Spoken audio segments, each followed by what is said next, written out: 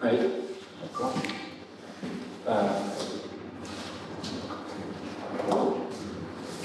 Bon, déjà, bonjour à tous, sur ce bonjour particulièrement. On a essayé de faire, on veut essayer de faire un point sur la saison qui vient de se dérouler. Alors, ça sera rapide et concis, on va dire, mais il faut le faire. Et ensuite, on va essayer de vous expliquer notre projet qu'on est en train de monter, le challenge qu'on s'est mis, nous, SASP, pour les années qui viennent. Si je fais un point sur la saison vite fait, moi j'ai qu'un mot à dire. Si la saison prochaine on fait la même, je signe tout de suite. Vous me dites où il faut signer, je fais la même, on signe tout de suite. Ce qui veut dire qu'il faut rester très lucide. On est là où on est là où on veut être, je dirais même plus, on est un peu mieux que ce que là où on veut être en début de saison. Et on fait toujours comme depuis 2 ans, on a eu la chance de faire, on a fait un cours en Coupe de France qui nous donne toute satisfaction. Mais sinon, la saison en elle-même, 5e de la saison régulière, c'est top.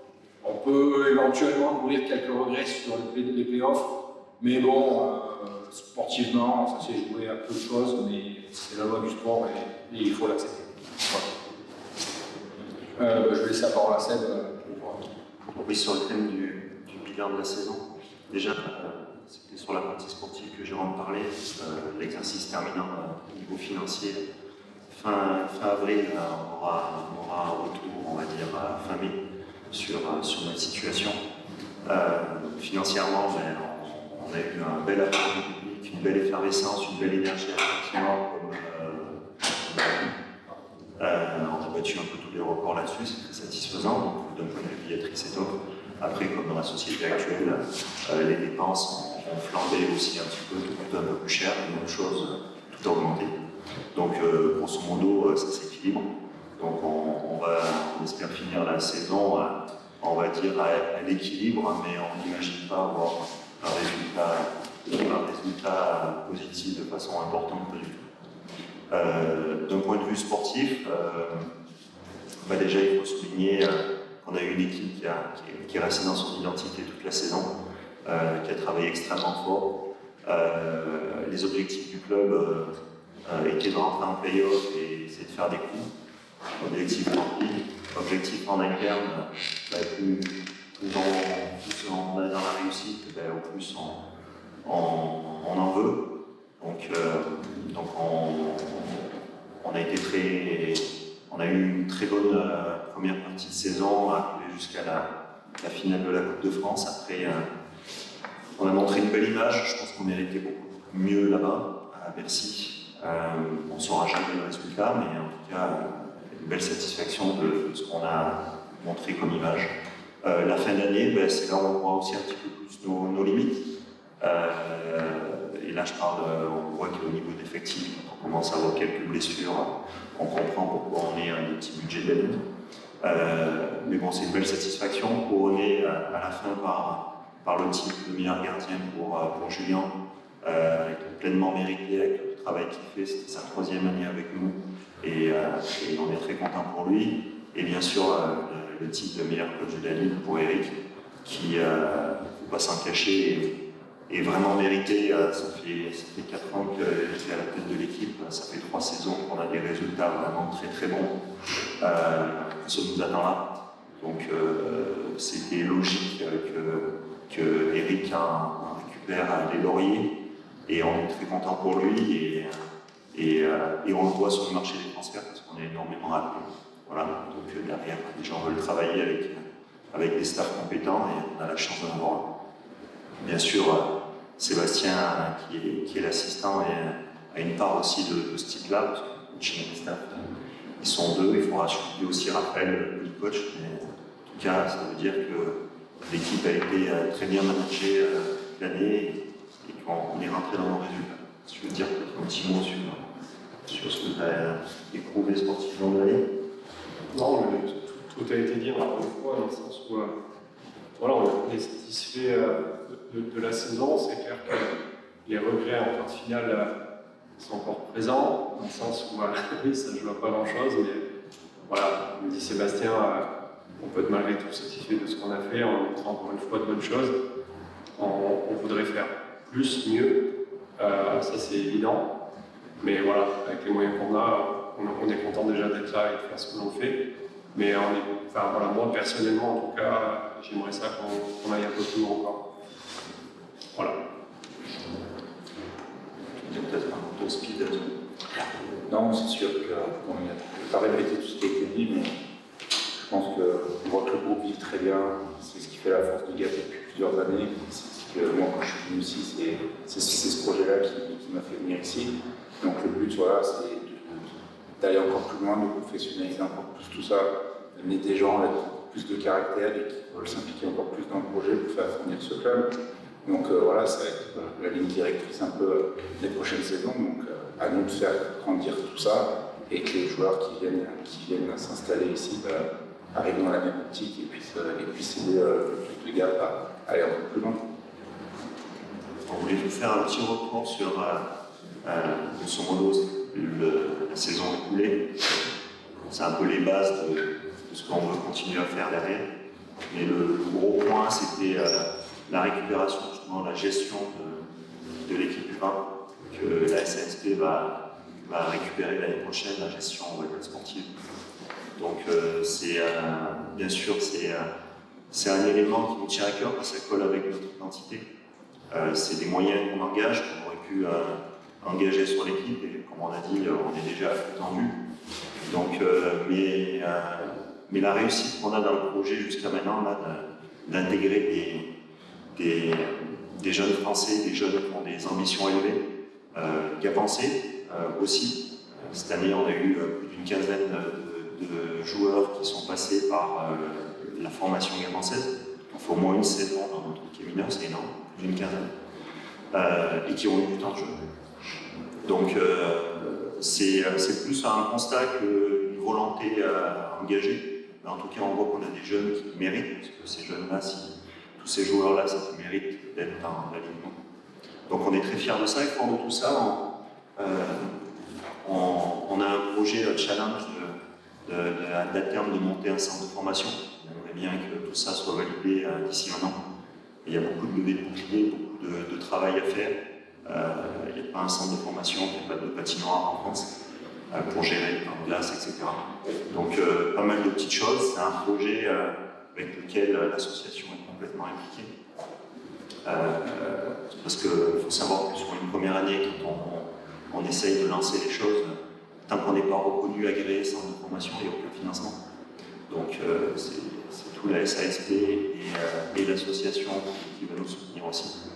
Donc c'est un vrai challenge, on va dire Gapençais. Et ça tient vraiment à cœur de Jérôme qui a été président de l'asso et qui peut peut-être nous dire aussi un mot. Ouais, mais moi, jusqu'en 2016, donc de 2012 à 2016, j'étais président à l'époque du club des Rapaces, de l'association des Rapaces, qui est regroupée et l'équipe première et tout le hockey mineur. Donc c'est sûr que c'est un sujet que je maîtrise bien dans l'association, le hockey mineur en tout cas. Et puis aujourd'hui, force est de constater que niveau staff, on a un staff qui a cette volonté-là, parce qu'on ne peut pas aller contre les volontés aussi des hommes qui sont là toute la journée à bosser. Moi, en tant que président, comme je dis tout le temps, parce que je suis bénévole, j'essaye de donner des idées, j'essaye de donner une ligne de directive, mais derrière, après, c'est les hommes, les salariés, les hommes du quotidien qui bossent tous les jours et qui font avancer les projets. Et aujourd'hui, de toute façon, il faut se rendre à l'évidence, on n'aura jamais 2 millions, 2,5 millions, 3 millions de budget pour aller se dire qu'aujourd'hui, quoi qu'on fasse, de toute façon, on est un immeuble, on le restera, éventuellement, on peut descendre une année, remonter l'année suivante, parce que c'est facile, parce qu'on a nos budgets, parce que voilà, c'est pas du tout comme ça que ça se passe. Là, aujourd'hui, on a un budget qui est petit, mais qui est, si je cumule, qui est plus de 2 fois et demi ce que j'avais avant 2016, avant même 2014, mes titres, on va dire, de l'ère moderne du hockey Gapençais, mais voilà, le budget il a fortement progressé, mais on sait qu'on ira difficilement au-delà, hormis une saison, c'est sûr que nous, avec le public qu'on a, on a suffi qu'on fasse une demi-finale à domicile du play-off, forcément ça influe sur le budget, mais on ne peut pas tout baser là-dessus. J'ai trop, en plus par expérience, basé des budgets dans les années précédentes où heureusement qu'on n'est pas allé en finale, heureusement qu'on a eu des titres, heureusement qu'on y est allé parce que les recettes elles sont arrivées tardivement par rapport à ce qu'on avait déjà dépensé, donc on dépensait un peu l'argent un peu en amont. Donc là aujourd'hui en tout cas, nous la SASP est sortie de contrats d'objectifs financiers, avec la Fédé, tout ça, donc, financièrement, on ne roule pas sur l'or, mais l'entreprise est stable, la SASP est saine, on va dire. Voilà. Du coup, ça fait quelques années déjà qu'on réfléchit à se dire qu'est-ce qu'on pourrait trouver comme projet qui fasse envie aux gens, qui fasse envie aux partenaires, qui nous fasse, nous ça ne nous fait pas envie, ça nous fait kiffer, ça nous fasse kiffer vraiment, de développer des jeunes, d'avoir ce côté formation et développement, et c'est une évidence pour nous d'aller dans cette direction-là. Voilà. Donc,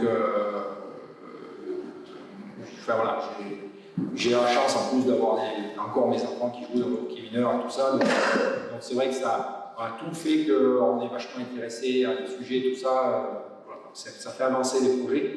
Et donc, du coup, pour moi, c'est une évidence que si on veut que le hockey Gap-Pensée reste au plus haut niveau, en Ligue Magnus, reste en Ligue Magnus, pas dire d'être champion de France demain. Je pense qu'aujourd'hui, il faut faire un chat.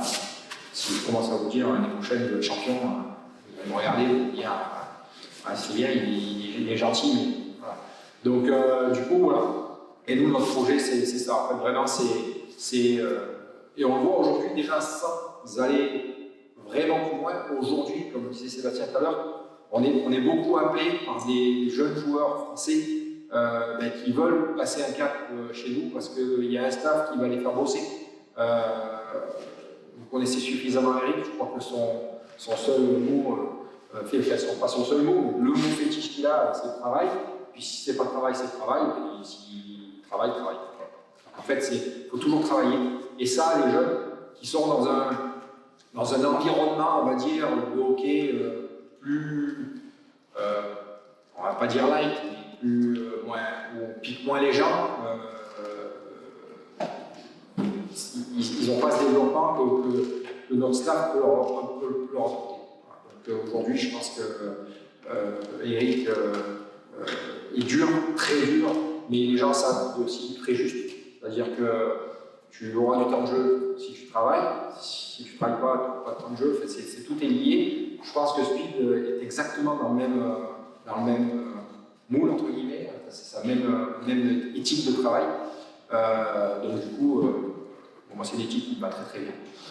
Du coup, je pense que notre objectif, au-delà d'avoir un centre de formation, un objectif ambitieux d'avoir un centre de formation, d'avoir des jeunes, de faire la formation et tout ça, c'est aussi par là que ça passera pour que nous on soit aussi en Ligue Magnus, qu'on soit au plus haut niveau et qu'on reste le plus longtemps possible au plus haut niveau,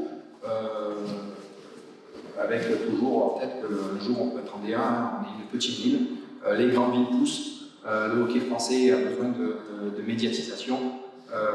Les grandes villes ont besoin d'avoir un club, la Fédé, le hockey français, la Fédération de hockey français a besoin d'avoir de la visibilité et a besoin d'avoir des grandes villes. Aujourd'hui, Lyon, Marseille, un club de hockey en Ligue Magnus, pour moi, c'est. Je peux comprendre que la Fédération souhaite avoir ça. Donc je sais que ça pousse, mais je pense qu'en s'armant de certains outils de formation et tout ça, aujourd'hui, jusqu'à il y a 4-5 ans, on avait des freins sur les études, par exemple, faire le post-bac, tout ça c'était compliqué. Aujourd'hui, on a des aides, dès qu'on a un sportif de haut niveau, dès qu'on a un jeune qui a fait l'équipe de France, qui est identifié comme sportif de haut niveau, aujourd'hui on a beaucoup d'aides en distanciel, on a des cursus, des parcours scolaires qui font que les jeunes peuvent quand même faire leurs études, parce que c'est pas parce qu'ils vont venir à Gap qu'ils soient déscolarisés. Hein. Ça, c'est toujours eu ce discours. À l'époque, avec Philippe Vial, quand on avait lancé l'académie du hockey, c'était le sport, c'était aussi les études, c'est hors de question que les jeunes soient déscolarisés. Mais il faut que, voilà, aujourd'hui, on a des outils, au fur et à mesure, ça évolue, et aujourd'hui, on a des outils qui nous permettent de vraiment être performants sur ce sujet. Notre idée, récupérer le U20, c'est de propager, de poursuivre, d'accompagner de la même façon ce qu'on fait avec les gars qui sont avec l'équipe Magnus sur l'U20. Donc, on a un entraîneur à temps plein, on a un assistant entraîneur-joueur. Donc il a fallu qu'on recrute une personne en plus qui n'est pas là. Et Raphaël Rossi, qu'on connaît bien parce qu'il était dans notre staff comme prestataire avec les KP pour accompagner le gardien de but la première. Donc c'est quelqu'un qui a une expérience aussi dans l'entraînement et qui va ça rajouter à notre staff, parce que quand on rajoute une vingtaine de matchs à gérer, pas mal d'entraînement également. Donc notre organisation, c'est d'impliquer notre staff au grand complet en fait, sur le U20 aussi. Donc amener la même exigence, amener les mêmes recettes sur le U20. Donc il y a également un préparateur physique avec Hugo Pierron, préparateur physique de l'équipe première, mais aussi du hockey mineur qui va venir un peu plus avec nous pour pouvoir accompagner les jeunes et qu'on puisse utiliser à quelque part les outils de suivi de prépa physique que l'on a au niveau de la Magnus sur le U20. Donc ça c'est, on va dire, sur la partie technique. Je laisserai après Eric et Spi pourquoi nous en parler de l'accompagnement, de l'importance et de la recette qui fonctionne. Ce que j'aimerais rajouter, c'est on a un partenariat incroyable avec Marseille. Je pense que c'est il y a Grenoble qui a un partenariat avec Chambéry et qui chapeaute Boujani, en fait, chapeaute l'ensemble. Ça marche plutôt bien pour eux. Et nous, on a quelque chose d'encore différent, c'est qu'on a une équipe de Magnus qui intègre énormément de jeunes, qui en intègre aussi. Mais nous, on a la volonté d'en intégrer encore plus. On a cette possibilité parce que notre niveau sportif, nos objectifs à nous le permettent peut-être plus facilement. En tout cas, c'est deux projets qui, je pense, pour les jeunes, sont très intéressants en France. Et là où on se démarque, c'est qu'avec le club de Marseille, on a exactement la même philosophie, la même identité sportive. Et ce partenariat-là permet à énormément de joueurs de se développer. On a vu Léo Fort cette année qui est descendu, qui a eu une progression importante. On a plusieurs jeunes qui vont prendre aussi de la confiance et de l'expérience en bas. On a pas mal de U20 qui est les meilleurs de ceux qui ont un niveau international, qui arrivent à s'intégrer dans l'effectif là-bas. Donc ça, c'était très important. L'association travaillait aussi avec Valence. On aimerait arriver à apporter le même fonctionnement et la même connexion et interactivité avec l'équipe de Valence qui joue en Division 2. On les a rencontrés à plusieurs reprises et on va arriver à mettre pas mal de passerelles pour donner du temps de jeu à nos juniors. Parce qu'il faut, quand on regarde le portrait, on a des beaux jeunes talents qui arrivent derrière. Par contre, on manque un petit peu de nombre pour arriver justement à pouvoir obtenir un temps de jeu suffisant dans ces équipes-là, tout en gardant une équipe junior compétitive. Donc c'est un message important et fort qu'on veut lancer. On va devoir recruter des juniors pour compléter notre pool de joueurs U20 qui sera entre notre équipe U20, Valence et Marseille. J'insiste sur ce point-là, si vous pourriez faire ressortir ça serait bien qu'on lance ce message aujourd'hui. Voilà. Peut-être parler de la philosophie. La philosophie, elle est basée vraiment sur l'exigence, et puis, comme a dit, ça regroupe un peu ce que dit Jérôme et puis Sébastien, parce qu'ils ont déjà tout dit, mais le côté scolaire, moi, il y a un mot qui est important, c'est l'accompagnement. On va accompagner ces jeunes dans leur parcours. Et là, le fait d'avoir ouvert une porte aussi avec Valence, elle était déjà ouverte. Mais comme a dit Sébastien, c'est faire les choses encore mieux, là, d'accord, en étant plus précis, pour qu'eux aient la sécurité d'avoir des joueurs chaque week-end.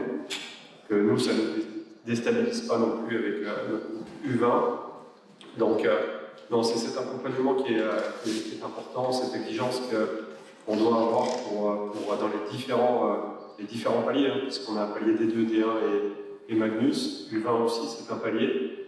Et l'exigence va être importante. En tout cas, ceux qui font partie de ce projet-là devront se retrousser les manches, parce que c'est comme ça qu'on arrive à atteindre des objectifs. Et l'objectif pour la plupart des jeunes, c'est de jouer en Magnus.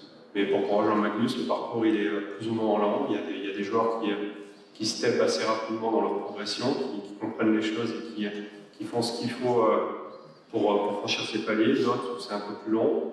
Ben, voilà, il va falloir faire en sorte de tirer tout le monde vers le haut et il va falloir que ces jeunes aussi apprennent à compétitionner et à mettre de la rigueur dans leur travail. On va rajouter des choses. On a dit, Eric, le plus important pour les jeunes, c'est de les accompagner, de leur donner le plus de solutions possibles pour qu'ils puissent avoir la progression la plus adaptée, comme pour les études. Il y en a qui vont passer directement par le parcours général, faire une seconde générale, puis il y en a d'autres qui vont passer par un CAP1, bac pro, pour pouvoir aller plus haut. Alors voilà, c'est donner différents outils à ces jeunes, que ce soit pour les U20, peut-être passer par la D2 ou aller directement en D1, il y en a qui vont faire le step directement en Magnus. Voilà, c'est pouvoir donner à ces jeunes le maximum de solutions pour qu'ils puissent progresser à leur rythme et dans les meilleures conditions. Donc, je résume, en fait, le stade de la Magnus. Donc l'année prochaine, on aura 2 entraîneurs à temps plein pour s'occuper de la Magnus, du U20, Speed qui sera toujours dans un double rôle. Je pense que c'est une belle opportunité pour les jeunes de pouvoir compter sur un stade de cette qualité-là, et je pense qu'on voit les retours qu'on a et on peut basculer peut-être un petit peu sur la partie, revenir un peu sur la partie Magnus si vous voulez. Juste avant que je revienne, juste une petite précision, parce que vous ne suivez peut-être pas forcément tout le hockey mineur, mais juste les U20 cette année ont été champions de poule, ont gagné leur poule, donc du coup on remonte dans le groupe B, donc, qui va nous permettre aussi d'avoir des matchs plus intéressants quand on a poussé. Je ne sais pas si vous connaissez le système de championnat, mais quand on a poussé, on rencontre la poule D et la poule B. Quand on a poule B, on rencontre aussi la poule A, où il y a Grenoble, des équipes censées être beaucoup plus fortes. Donc du coup, les U20 vont aussi avoir la possibilité, grâce à la saison dernière de U20 2022-2023, de monter sur la poule B et donc d'avoir un championnat U20 top 8 plus intéressant. C'est à souligner parce que je pense que on était tombé en poule C il y a quelques saisons et c'était un challenge important pour le club de remonter. Ils l'ont réussi avec brio et ça permet justement d'avoir encore un projet encore un peu plus attractif. Pour parler brièvement de la saison prochaine, il y a déjà un facteur qu'il faut prendre en compte. Je sais que tout le monde est impatient, ça parle beaucoup des joueurs, etc., qui re-signent, qui repartent. Déjà, pour pouvoir bâtir une équipe, il faut avoir déjà une idée de comment finir un budget financier. Donc, on avance prudemment, on est plutôt très confiant. En tout cas, ce qu'on peut vous dire sur le profil de l'équipe, elle est un peu à l'image de ce qu'on a fait cette année, mais on veut le renforcer. On veut amener de la jeunesse, du caractère, se grossir, de l'intensité, avoir une équipe un petit peu, on va dire, dans le profil de son coach. Exigeant au quotidien et qui est prêt à faire les efforts et qui est prêt à avancer. Et donc ça avance plutôt bien là-dessus et on vous annoncera au fur et à mesure des signatures et on va essayer d'étaler un petit peu les choses de façon à ce que l'intersaison on ait des informations qui puissent pas tout arriver. Voilà. Je sais pas pendant cette intersaison. Donc, peut-être finir sur le challenge du centre de formation. Je dis, on précise bien challenge parce qu'il ne faut pas croire parce que la SFP arrive et dit on va monter un centre de formation, ça va se faire tout seul. Ça doit vraiment être un projet de club déjà, ça peut plus aller, mais un projet de la ville, voire plus gros encore. C'est un centre de formation Grosso modo, c'est 250-300 000 euros. C'est un ensemble de salariés pour chapeauter. C'est un petit club à part entière. C'est une trentaine de matchs organisés dans l'année, à domicile, à l'extérieur, un encadrement médical, technique, logistique tout autour important, suivi scolaire. C'est quelque chose de gros qu'on aimerait mettre en place avec le temps. Donc bien sûr, il faudra du temps, c'est pas tout de suite qu'on va faire, on va mettre pierre par pierre. Mais en tout cas, je pense que c'est un appel aussi à tous ceux qui s'identifient bien dans ce projet-là, de venir nous soutenir, nous accompagner. Ça se fera pas sans aide. Voilà. Je sais qu'on a beaucoup de soutien et on est assez confiant là-dessus, mais c'est quand même encore un challenge. Et voilà, c'est un message que je voulais lancer. On est prêt à le prendre à bras le corps, mais on aura besoin de l'entraide comme pour l'équipe première, beaucoup de support. Pas grand chose à rajouter. C'est vrai que, comme l'a souligné tout à l'heure, au début de la conférence, la grosse satisfaction de l'année aussi, elle vient aussi des supporters, de la présence même de la race. Je crois 65 000 spectateurs continuant sur l'année. On a fait 9 matchs à guichet fermé. Tout ça, on l'avait plus connu avant. J'ai retrouvé que cette année particulièrement, le hockey gabensais faisait parler dans la ville, faisait parler c'était un peu les sujets, un sujet, pas les sujets, mais un sujet. Et c'est vrai que cette ferveur-là, forcément, elle nous motive à continuer et à avancer. Et vraiment, à bâtir quelque chose de fort en termes de formation, en termes d'identité. En fait, à Gap, il faut qu'on ait une identité. On l'a déjà, cette identité-là, depuis quand même quelques années, mais il faut qu'on arrive vraiment à la défendre et à la compléter avec tous les jeunes joueurs de hockey français qui souhaitent rejoindre le staff pour se développer, passer des steps, comme disait tout à l'heure Sébastien, passer des steps, passer des caps dans leur jeune carrière de hockeyeur. Il faut qu'ils nous contactent, il faut qu'ils viennent, il faut que. Et alors on ne prend pas tout le monde, on n'est pas. C'est pas open bar non plus. Mais par contre, et puis c'est déjà le cas. Aujourd'hui, c'est déjà le cas. Aujourd'hui, avec des paris comme on a fait de nombreuses années, sans donner l'exemple particulier, je peux en donner quelques-uns, mais Julian, par exemple, notre gardien, il avait 22 ans, jeune joueur, jeune de là, et on lui a fait passer des steps, alors il les a passés lui surtout, mais grâce à notre environnement, il a réussi à passer des steps qui fait qu'aujourd'hui, il remporte le trophée de meilleur gardien de la Ligue, donc c'est pas un petit trophée quand même, c'est un trophée important. Mais on en a des Julian, on en a des dizaines à citer. Des exemples concrets comme quoi, moi, ça me tient à cœur aussi sur des sujets de retour de club. Les frères Coulot qui reviennent. Je veux dire, ça veut dire qu'ils sont partis parce qu'à un moment donné, on n'avait pas une formation suffisante à leur donner. Et finalement, ils reviennent chez nous pour compléter leur formation et leur développement, surtout pour Johan qui est plus jeune, mais surtout les développer leur formation et passer encore des paliers. Donc ça fait plaisir et ça montre qu'on est dans le droit chemin. C'est un bel exemple. Ce qu'on aimerait, c'est pouvoir les garder parce qu'ils ont envie de rester là et qu'ils pensent que leur développement peut se poursuivre du hockey mineur, des petites catégories jusqu'à l'équipe première. Et on est attractif parce qu'ils voient aussi l'évolution, ils voient les chances qu'on leur donne. On a l'exemple de Paul Joubert, qui a commencé en dehors d'alignement, qui est rentré 4e ligne, 3e ligne, et là qui se retrouve sur notre top 6. On a 2 lignes de première ligne, on va dire chez nous. Donc il y en a d'autres qui arrivent, Axel Taranti, qui est parti moins longtemps que les frères Coulot, qui revient. Il revient aussi parce que pourquoi il était parti, c'est qu'à quelque part le projet, ce qui lui garantissait d'avoir du temps de jeu dans d'autres équipes seniors, c'était encore fatigant. Et au contraire, on a un afflux de jeunes joueurs qui veulent qu'on accompagne.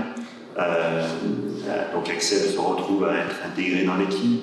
Lui, on espère qu'il franchisse aussi des paliers pour arriver à rentrer dans le top 6 dans les saisons à venir.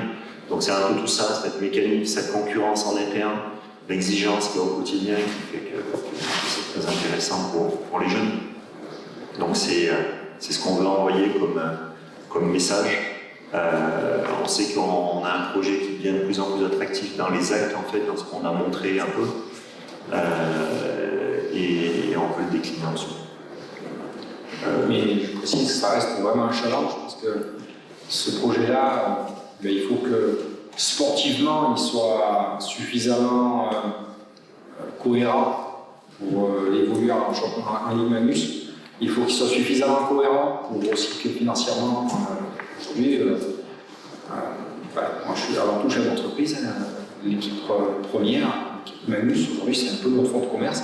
S'il y a 65 000 spectateurs qui viennent, c'est parce qu'il y a une équipe. Alors, on a appris cette année que ce n'est pas parce qu'il n'y a que l'équipe, parce qu'on peut faire un match sans aucune animation, sans rien. On s'est aperçu qu'aujourd'hui, notre réussite cette année, ça a été aussi de s'ouvrir à l'ensemble des gars passés, à l'ensemble des gens qui se sont dit, putain, il y a une belle ambiance à la patinoire, ils n'ont jamais vu un match de hockey, ils viennent pour voir, voilà, ils découvrent. En fait. Et ça leur plaît, ils restent, parce que je pense qu'on a la chance de. Alors, je rigolais, j'étais à Strasbourg ce week-end et on avait il y avait un vieux fanion, enfin, une vieille pancarte que la Fédé, alors vieille ancienne pancarte que la Fédé avait fait pour recruter des jeunes hockeyeurs dans le hockey mineur. Et c'était, ça faisait longtemps que j'avais pas revu cette affiche, c'était viens découvrir le sport le plus rapide au monde. Et c'est vrai que c'est le sport le plus rapide au monde. C'est un sport qui est médiatiquement pas très connu en France, mais c'est un sport où, honnêtement, un novice qui vient voir le match, il ne peut pas repartir avec nous. C'est pas possible. Il peut repartir, qu'il a rien compris, qu'il n'a jamais vu la rondelle, ça c'est vrai, c'est un sport très rapide. Et effectivement, quand on voit son premier match, nous, les coachs, ceux des connaisseurs, on sait arriver à dire est-ce qu'il y a un hors-jeu ou pas. Je pense que les premiers qui vont voir son match, ils n'ont jamais vu que la rondelle était passée ou pas passée. Donc voilà. Mais par contre, il n'y a pas un spectateur qui peut partir dire ah, c'était nul, il n'y avait pas d'ambiance, je me suis embêté. Ce qu'on peut dire sur notre sport, entre guillemets, je suis déjà allé voir des matchs de foot où tu t'embêtes. C'est mou, c'est lent, il n'y a pas d'activité. À contrario, il peut y avoir des très bons matchs de foot. Voilà. Mais voilà, donc on a la chance d'avoir un sport où on sait que si on arrive à faire venir quelqu'un pour la première fois, il peut repartir que content et parler de l'expérience qu'il a passée ailleurs. Dans mon métier, dans la moto par exemple, moi c'est souvent que j'ai des commerciaux, des trucs comme ça, qui me disent ah, j'aimerais bien que tu m'invites à la match ou quoi. Des fois je les invite, et le lendemain ils te disent, par SMS ou le soir même, ils te disent mais c'est extraordinaire, mais j'ai jamais vécu un truc aussi bien, il faut que je revienne et tout. Mais c'est systématique. Il n'y en a pas un qui me dit je suis parti à la fin du premier tiers parce que franchement c'est nul ton truc. Voilà, ça n'existe pas. Et donc ça, il faut qu'on capitalise sur ça, nous ou le hockey français.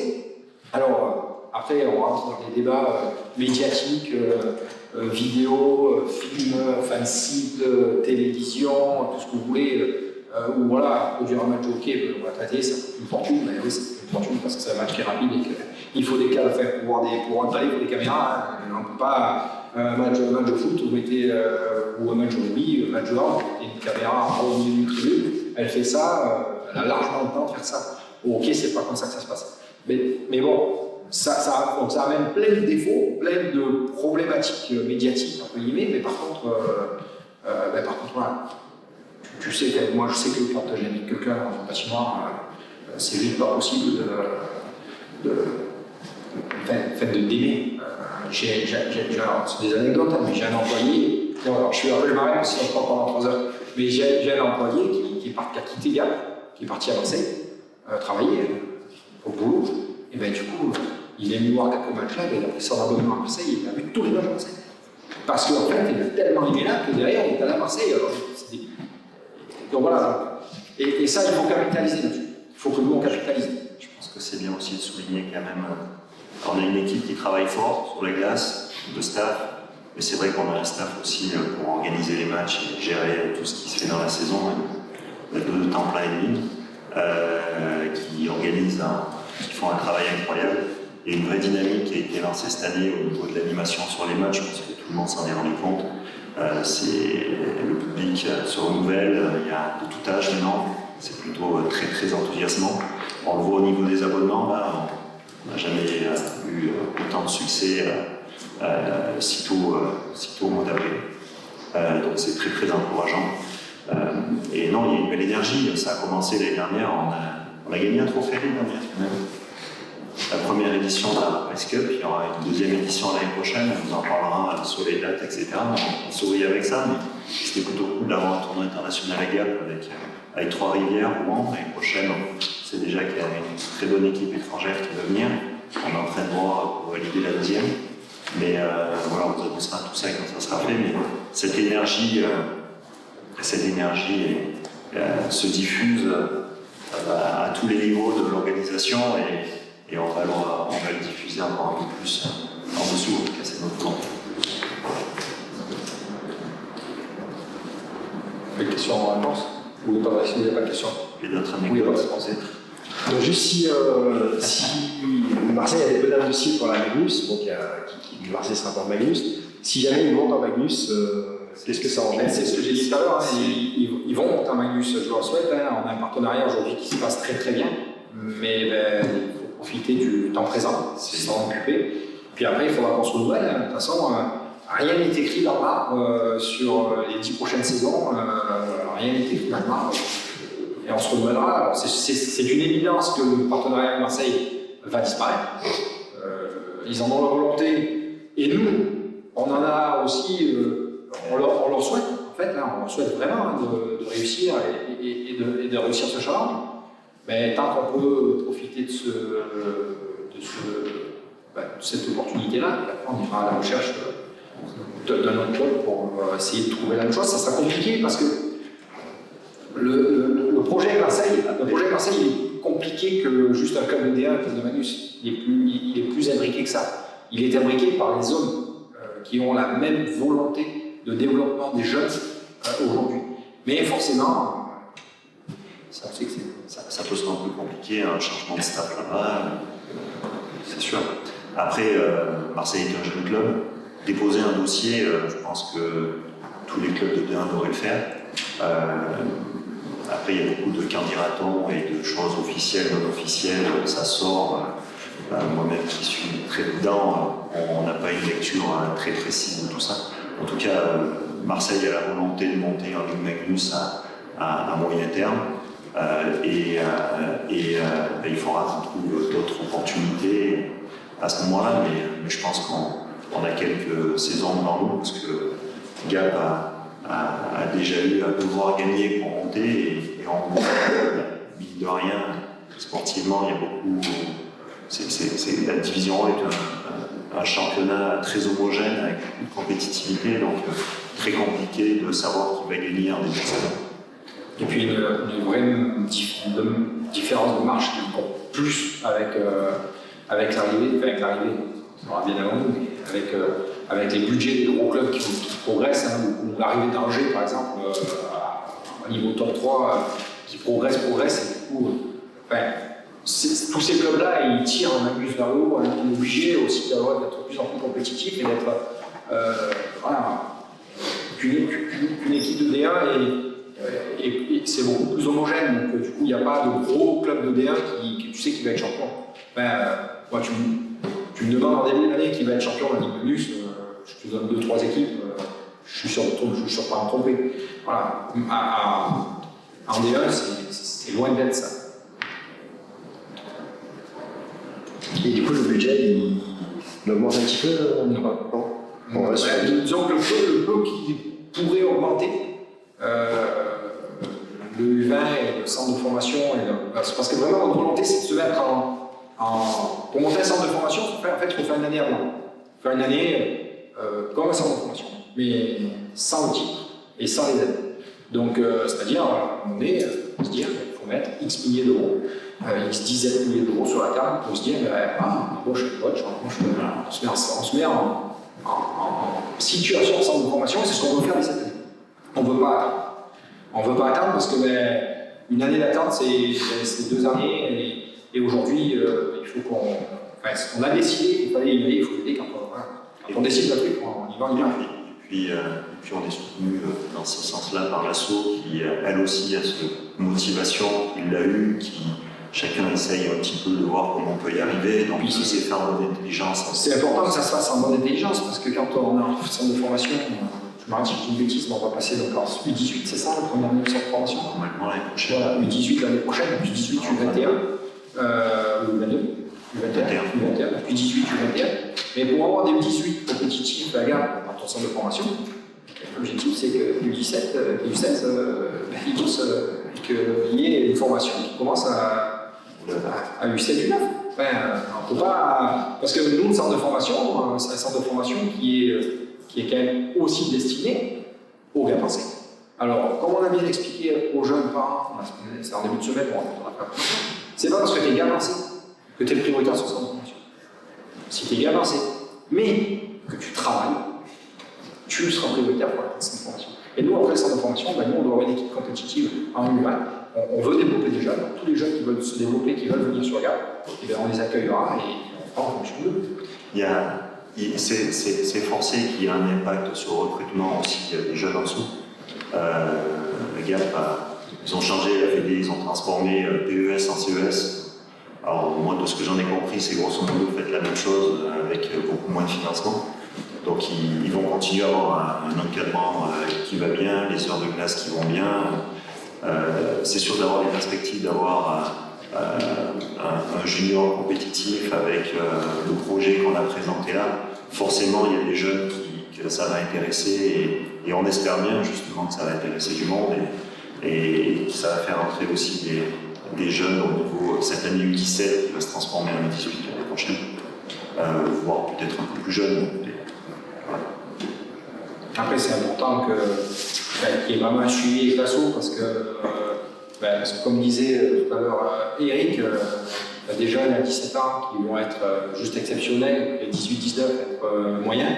Puis par contre, à l'inverse, les moyens qui sont là en U16, en U17, et puis qui d'un coup, moi je prends le cas de Léo. Léo Fort a toujours été un très bon joueur, mais c'était pas un très très bon joueur.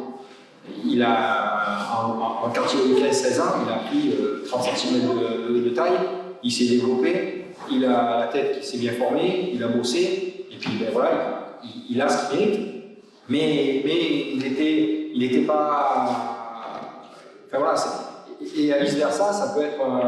On a des. Enfin, moi j'ai d'autres exemples, je ne vais pas donner parce que c'est plus péjoratif, mais j'ai d'autres exemples avec des joueurs très dominants en U11, U13, U15, puis qui en U17 s'effacent, puis qui en U20 s'effacent carrément, puis qui a bloqué, tout simplement.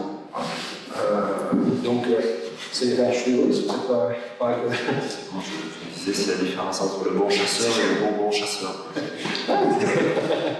Non, mais voilà, donc non, mais tout ça pour synthétiser que le travail, il se fait, et c'est pas juste le centre de formation, on parle pas d'une feuille blanche, tiens, t'es en 18, bon, on fait notre marché, prends lui, je prends lui, comme on peut faire sur une équipe d'art absolu, une équipe Manus.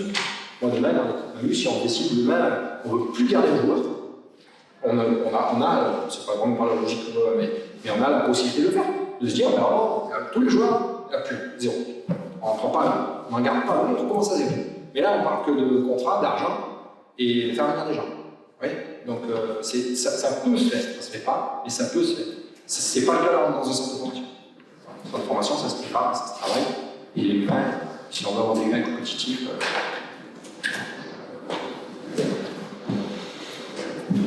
J'en ai fait tomber la caméra. Oui, ça va, je ne sais pas les différentes étapes, j'ai l'impression que vous parlez de projet, de challenge, on se dans la question du foot, pour l'instant, j'ai l'impression. Expliquez-moi vraiment les différentes étapes pour arriver à ce fameux. Déjà, à ce fameux match, je me dis c'est les aides, mais donc il va y avoir. Déjà, c'est pas il y a les aides, mais il y a surtout le. Déjà, c'est une grosse étape qu'on fait là. Déjà, on amène un encadrement qui correspond aux attentes du cahier des charges. Ça, c'est une chose. Après, il faut l'amplifier. On ne va pas avoir le directeur du centre de formation, on n'est pas encore centre de formation. En on est pas centre de formation, on n'a pas les aménagements non plus scolaires et c'est le jour où on est reconnu centre de formation. Les heures de glace. Les heures de glace, il va falloir trouver des créneaux. On doit avoir 6 heures de glace dans une semaine. Pour l'instant, les jeunes, ils en ont 4. Voilà, et donc on a besoin de 2 heures de glace, on a besoin de vestiaire. On a besoin de vestiaire, pour l'instant, on n'en a pas. Alors ça se conjugue un vestiaire, une 17, une 20, une organisation qui fait que ça fonctionne. Donc un cahier des charges, il y a toujours des zones grises un petit peu. Mais il faut mettre le plus possible de grilles pour arriver à.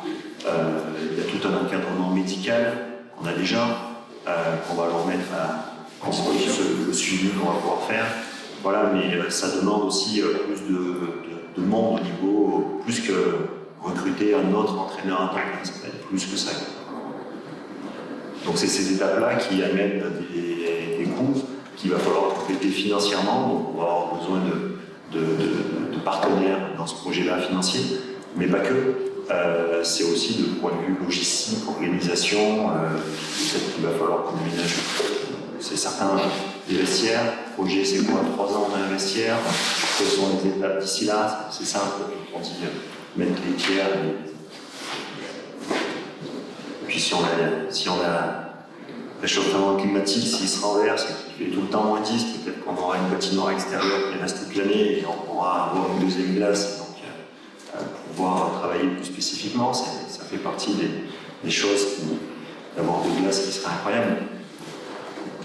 Il n'est pas fier de un horizon.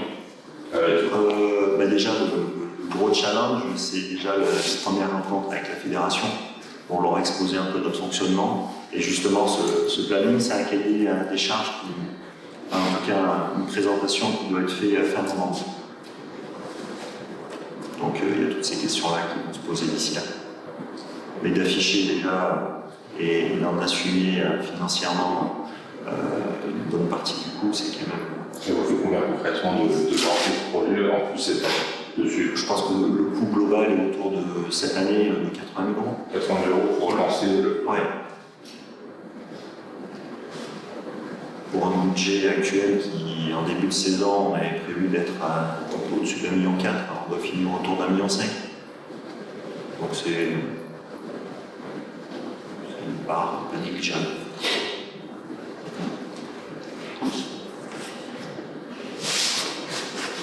Et un centre de formation derrière, c'est 250 000 à 300 000 euros par an.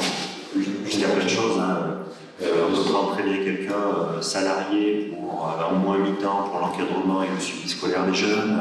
Dans le cahier des charges, évoque la restauration, faire manger les jeunes, l'intervention des diététiciens, prépa mentale, prépa physique. On a déjà prépa mentale, on va le faire. Et ces petites choses-là, qui, cumulées les uns aux autres, font qu'on a un encadrement de plus en plus pro. Mais quand vous dites 250 à 300 000 euros, vous parlez aussi des infrastructures sur le qu'on n'a pas encore. Si ça va dans cette. Oui, mais c'est pas. À part le problème de la patinoire, c'est-à-dire de la deuxième classe, parce qu'on serait. On part avec un handicap. Donc c'est le seul centre de formation avec une seule glace. Mais après, il y a des aménagements. On parle pas de 30 heures de hockey sur glace, on parle de 6 heures, on manque 2 heures aujourd'hui. C'est les aménagements. Ça rentre quand même aménagement. Faire un vestiaire aujourd'hui, trouver un vestiaire, aménager un vestiaire pour que ce soit un vestiaire compatible sans de formation, c'est pas des investissements financiers lourds, c'est plus des aménagements qu'on se doit de faire. Donc en fait, nous, notre objectif, c'est de se mettre, prendre le cahier des charges, de regarder toutes les demandes qu'il y a, se mettre au maximum le plus près des normes, et après, comme tout cahier des charges, Grenoble, quand Grenoble a fait son cycle de formation, donc, il regarde le marché, forcément, les championnats du monde, s'il peut avoir la chance de bien y figurer, peut l'aider à rebondir. Sur ce centre de formation, dans la question, vous parlez de l'engouement de la ville, du territoire, plus généralement des Hautes-Alpes avec des ensemble de difficultés, mais malgré tout des Hautes-Alpes, critères. Est-ce que l'idée c'est de vous positionner comme le phare de hockey sur glace sur Sud-Est, même si Marseille, à la force d'être une grande ville, c'est l'idée de cette formation de donner la chance à ce territoire car autour, c'est qui est gros, qui est présent. On aspire. Oui, on y aspire pour plusieurs raisons déjà. Sur le côté sud, parce que Ouais. on est sur le Côté sud, on y aspire pour plusieurs raisons. Potentiellement demain, il y a côté sud, Nice et Marseille qui peuvent être en Magnus. Nice c'est le cas, Marseille ça va le devenir. Aucun des deux clubs n'a aujourd'hui un quai mineur performant comme nous on peut l'avoir. Donc pour être très clair, là ils sont quand même ils sont loin de nous, il n'y a pas du vin, je ne sais pas s'il y a 2017. Peut-être excellence, mais en accord avec nous, en plus avec nous, plus partager avec nous ensemble. Voilà, donc aujourd'hui, monter en Magnus, c'est juste un dossier financier, de l'argent. Comme je disais tout à l'heure, il faut changer toute une équipe et arriver avec 3 millions d'euros sur la table et avoir une bonne équipe de Magnus. Mais avoir un centre de formation et tout ça, c'est pas de l'argent. C'est du travail, c'est un vivier, c'est des gens, c'est des jeunes. Après si on regarde déjà 100 centres de formation, au niveau de l'attrait de notre projet Magnus, je pense que pour les jeunes, on est peut-être dans les 2-3 choses les plus intéressantes pour se développer pour un jeune joueur, on va dire de 20-22 ans. Là, on aimerait arriver à être aussi dans les leaders français pour des joueurs à partir de 18 ans. C'est un peu l'idée. Quand on dit descendre, c'est ça. Il faut être, je pense qu'on très clairement, on proposera jamais quelque chose comme Grenoble parce que ils ont des moyens et c'est performant et c'est très bien ce qu'ils font. Tous les jeunes français ne peuvent pas l'avoir. Ils ne peuvent pas faire un centre de formation avec 300. C'est ça. Comme on est, il faut bien qu'ils aillent ailleurs aussi. Il y a Rouen, il y a Angers qui travaillent aussi. À un moment donné, je pense qu'on donne des perspectives qui peuvent matcher, voire qui peuvent être beaucoup plus intéressantes aussi.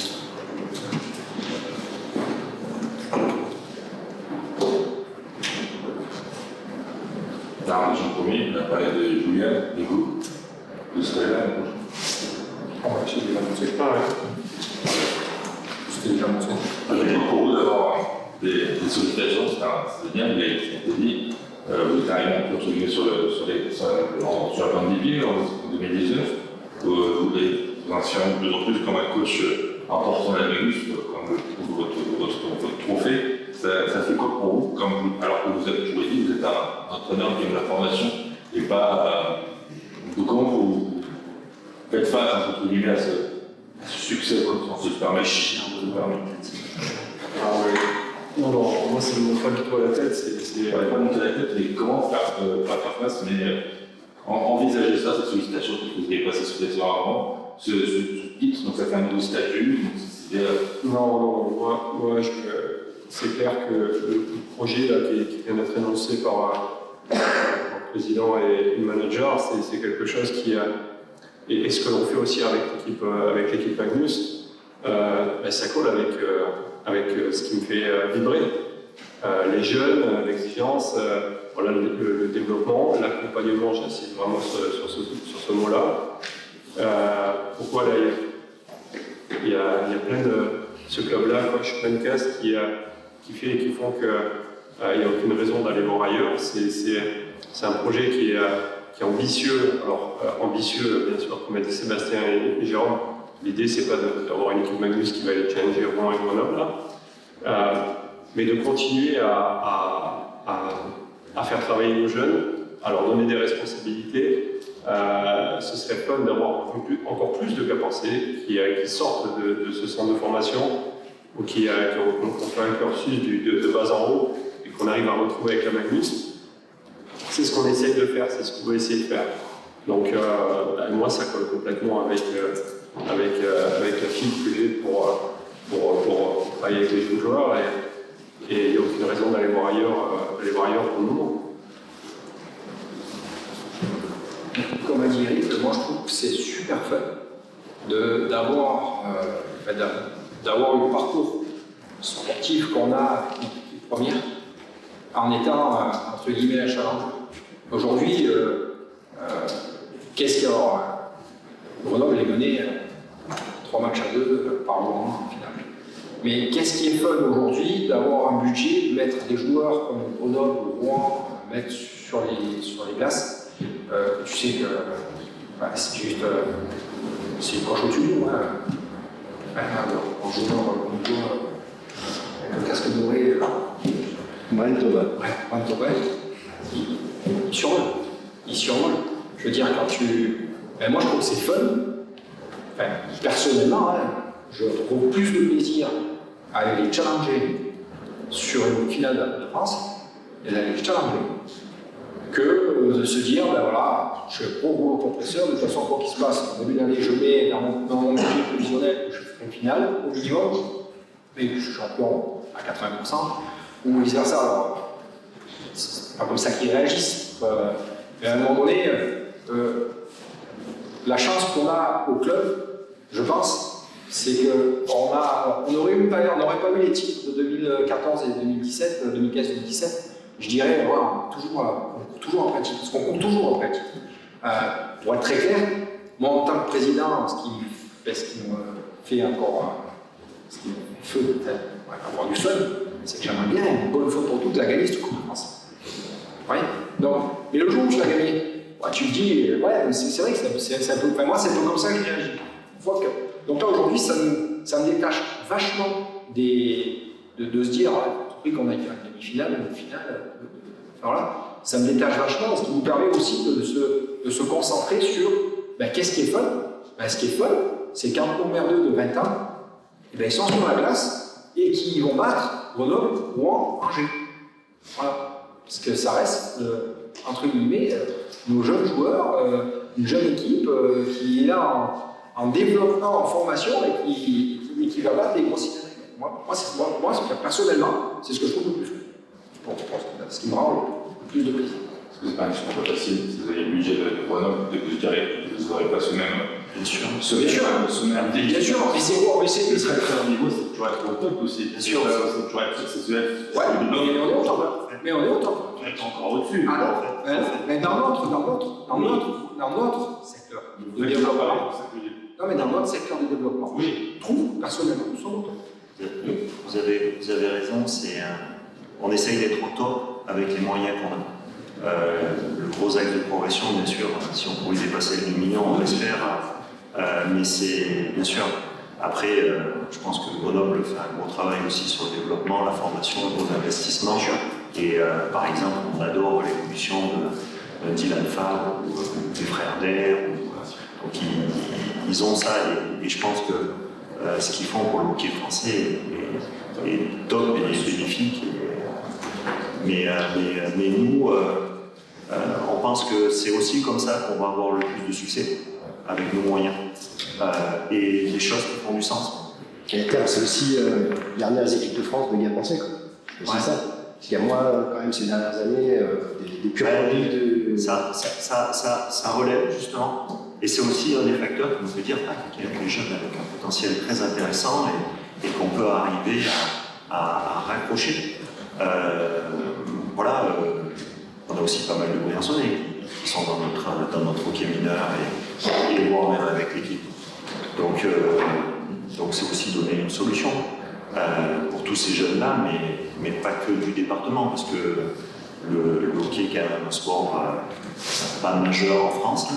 Donc les solutions pour les jeunes, je pense qu'on fait partie des choses qui sont très intéressantes. Mais je vous rejoins, au contraire, on essaye de faire de la haute performance au maximum et de travailler avec des jeunes, c'est aussi être prêt à ce qu'ils bondissent dans d'autres ligues. Julien a la chance l'année prochaine, n'importe quoi, de jouer en Allemagne en DEL, il sera passé par le club de Guédal. On l'aura accompagné pendant 3 ans, il arrive en DEL, c'est la meilleure publicité qu'on peut faire, c'est comme ça et c'est ce qui nous fait kiffer. Alors ça nous met en difficulté, mais quelque part on pourrait très bien dire, on va aller chercher un gars sur le marché, mais je pense qu'on sera moins performant aussi. Au quotidien, l'exigence qu'Eric et le staff, il faut aussi avoir des ambitions, être sérieux, on n'a pas des gars qui viennent en ville à faire les coulons, on le saurait assez rapidement. Donc non, c'est ce sérieux-là qui fait aussi que les jeunes veulent se greffer, et l'ambition, et qui fait que je pense qu'on performe plutôt bien avec les moyens. Mais on aimerait que nos moyens grossissent, on a notre bassin économique, on essaie de gesticuler un peu dans tous les sens. Ça fait partie des choses qui ne sont pas évidentes à développer ici. Le seul moyen qu'on a trouvé jusqu'à maintenant, c'est de se dire, bah, on va faire une finale pour équilibrer le budget. Et puis derrière, quand on n'y arrive pas, on paye pendant 2-3 ans pour relever la tête et on a réussi, tant mieux. En tout cas, c'est.